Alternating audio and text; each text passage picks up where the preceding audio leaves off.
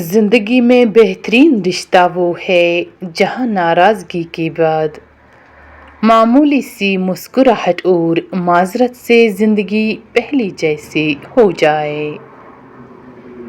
برستی ہوئی بارش اور روتی ہوئی آنکھوں کا احساس صرف ان کو ہوتا ہے جن کے گھر کچے اور دل نازک ہوتے ہیں۔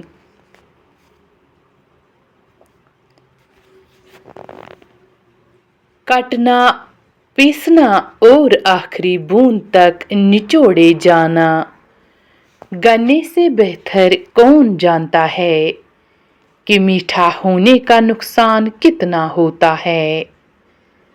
کسی زمانے میں ایک دوسرے کے کانٹے نکالے جاتے تھے، اب ایک دوسرے کی راہ میں کانٹے بچھائے جاتے ہیں۔ چھوٹا بن کر رہو گے تو ہی بڑی بڑی رحمتیں ملیں گی، کیونکہ بڑا ہونے پر تو ماں بھی گود سے اتار دیتی ہے۔ اجڑ گئے وہ باغ جن کے لاکھوں مالی تھے، سکندر جب چلا دنیا سے تو دونوں ہاتھ خالی تھے۔ ٹوٹنا تکلیف نہیں دیتا، ٹوٹ کر جڑے رہنا تکلیف دیتا ہے۔